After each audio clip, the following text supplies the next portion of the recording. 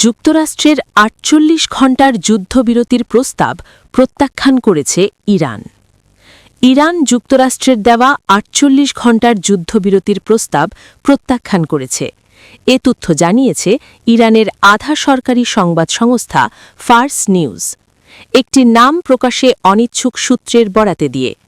সূত্রটি জানিয়েছে, যুক্তরাষ্ট্র ২ এপ্রিল একটি মধ্যস্থতাকারী দেশের মাধ্যমে তেহরানকে ২ দিনের যুদ্ধবিরতির প্রস্তাব দেয়। এর জবাবে ইরান হামলার তীব্রতা বৃদ্ধি করেছে। তবে যুক্তরাষ্ট্রের পক্ষ থেকে প্রস্তাবের সত্যতা বা বিষয়টি নিশ্চিত করার কোনো মন্তব্য পাওয়া যায়নি।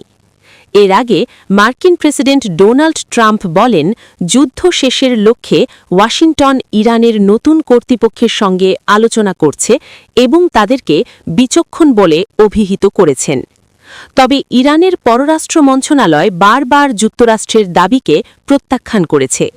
তারা উল্লেখ করেছে, মধ্যস্থতাকারীদের মাধ্যমে যুক্তরাষ্ট্র প্রেরিত বিভিন্ন মীমাংসা প্রস্তাব অযৌক্তিক হিসাবে প্রমাণিত হয়েছে।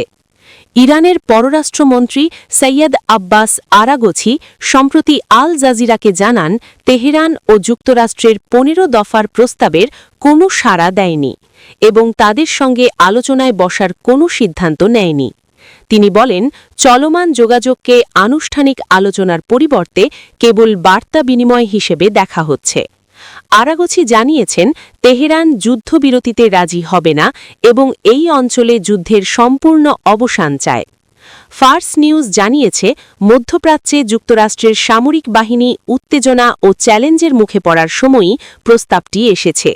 বিশেষ করে কুয়েতের বুবিয়ান দ্বীপে মার্কিন সামরিক গুদামে হামলার পর যুক্তরাষ্ট্রের দূতাবাস তৎপরতা জোরালো হয়েছে। গত ২৮ ফেব্রুয়ারি থেকে ইরানের লক্ষ্যবস্তুতে যুক্তরাষ্ট্র ও ইসরায়েলের হামলা শুরু হয়। এতে এখনও পর্যন্ত অন্তত ১৩৪০ জন নিহত হয়েছেন।